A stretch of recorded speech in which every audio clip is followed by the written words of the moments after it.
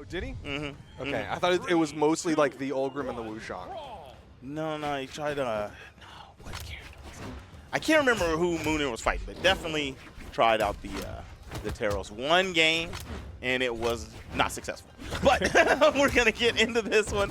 We got Neeze with these gauntlets swarming, but the big hits from the roast with the most.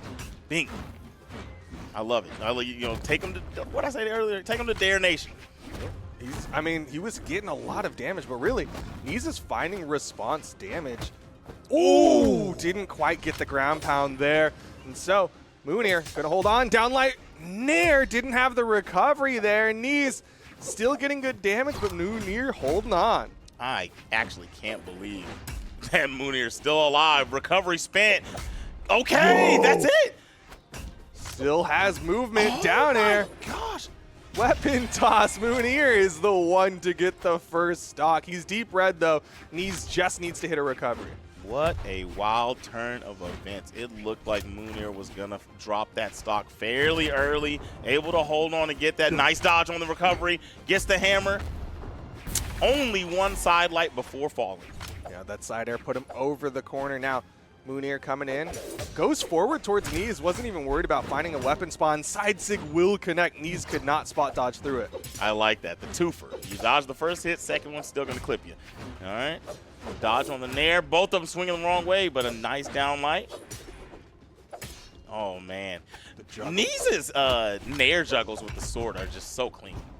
Really threatening any airspace when you're up there. Oh, my gosh. Wait, was that overcommittal? Okay, he got the wall touch. Weapon toss connects. Neeze going real low, but still finding wall touches. And Moonir going to disengage. That was scary for both players. Oh, that would have been scary. I mean, it was scary.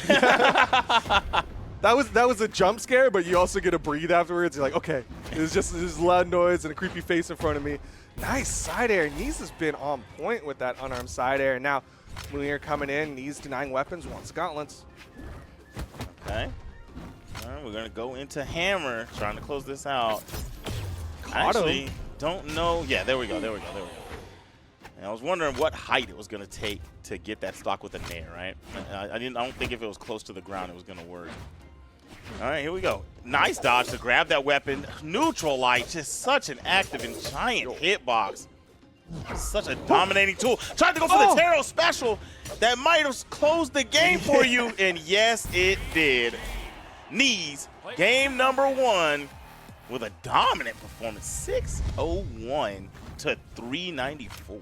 That was a big play from Neeze, capitalizing on the whiff. You saw Moonir trying to go for the punish on the whiff sig. Neeze threw out the sword side sig. Moonir wanted to get the end sig, but ended up whiffing, and Neeze took full advantage of it. Downlight dare, second dare, third dare, and Moonir was done for. Yeah, and I always preach about utilizing both weapons. Don't just play one weapon in a game where you're given 2 tools and look at that spread of damage on his 2 weapons. It's just chef's kiss. I love seeing that. It means that you're not playing a character for one specific thing. You're playing the character because you know the character.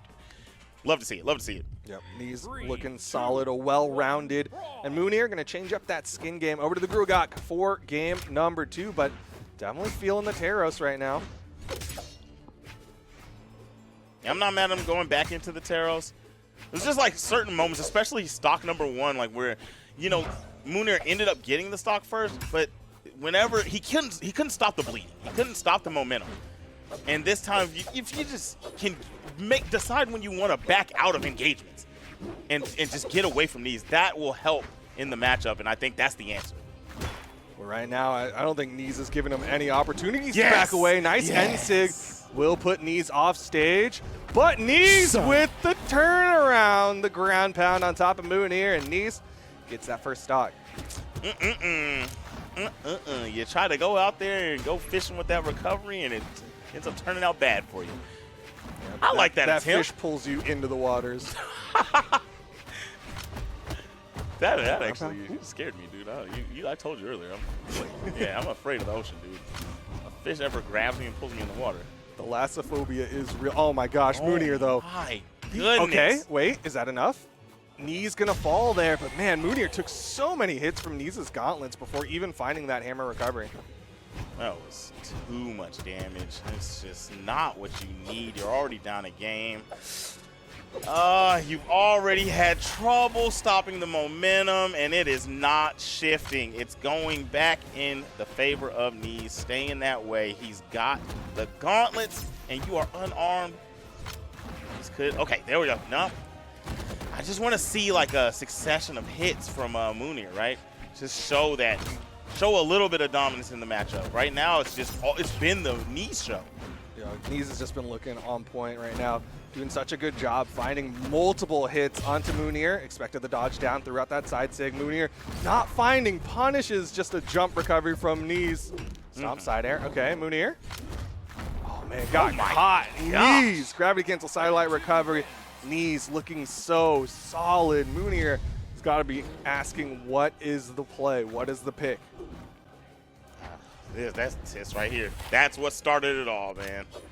That is what started it all. This time we see a little difference in the two weapons, but that's only because the gauntlets were doing so much work unanswered. 321 on those bad boys. But look at the damage spread on the two players. 581 to 270. Like, sheesh. I mean, we felt it in the game, but you can see it in the numbers. Moonir was struggling to find hits. He got like an axe neutralite, and then Neeze would just get this long extended gauntlet string. So now Moonir is going to mix it up. He's going to go over to the Negan, the Jae-Yun crossover for game number 3, hoping maybe Greatsword is the answer. I'm cool with that. I'm cool with that switch. I'm not mad at it. I don't quite know if the Greatsword itself will be the complete answer, but I think bringing new weapons to the table and then having the sword to deal with them a little bit, you know, having that just that bread and butter weapon to deal with them should help out. The sword, my fault, the crowbar. Yeah, he's got to open up some stuff, maybe some boxes, maybe some Neeze heads, but neutralite, nice weapon swap. Gonna go over to the Greatsword. We'll see what he can do with it. Tried to outmaneuver. Okay. Ooh, okay. Overcommittal with the side air. Makes it back on stage. Neeze with a little bit of assist there. Ooh. Oh, okay, the side sig gonna reach, and that's gonna KO from center stage. Moonir must have been pretty damaged. That was good stuff. That was good stuff. You know, and that was like, it worked because it's a tool like not sig fishing like we were talking about earlier, and hadn't really thrown that signature out on the land like that. So it just reached a little bit further than Moonir was ready for, outside of the normal spacing, and just got clipped. Oh, tried the ground pound. Good dodge up. Weapon toss didn't hit. Oh, doesn't hit it. Okay. He got real close to giving Neeze that nair chase dodge up. Moonir did a great job getting that unarmed conversion, and he's holding on to this game number 3. Oh, love the reset there. Gets an extra hit off that neutral finisher. That reset was definitely clean. Nice spacing from Neeze. Neeze can't find the dare, but the neutralize good. Good dodge, grabs those gauntlets. Oh, missed the dare. Neeze hits the ground pound, weapon toss thrown up. Moonir still gets the touch. Wow, got past it. I either thought it wasn't going to be enough or Neeze was going to stop it. Yeah, with how low that weapon toss went. Nice dare. Oh, Neeze gets back with that recovery. With how low that weapon toss up went, I thought Moonir did not have the height. Right? All right. Ooh. Oh, turn around. Moonir going to steal that one away. Neeze not able to hit that recovery, so Moonir's going to show him how to get one. Now it's over to the Greatsword. All right, yeah. I can understand. Moonir's in a space where it's like, dang, I don't want to give him a tied game too fast. Finds a good moment to go in.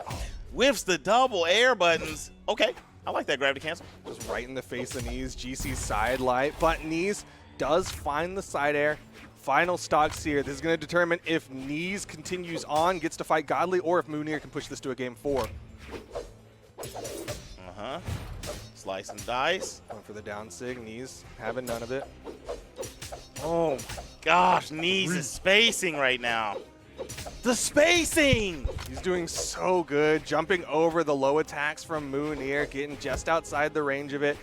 Moonir gonna go over to the greatsword. This is what he wants, but Neeze, again, the spacing gets outside, then comes in for that downlight. Nice weapon toss, but the wake up, Nair. That was a burn dodge. No!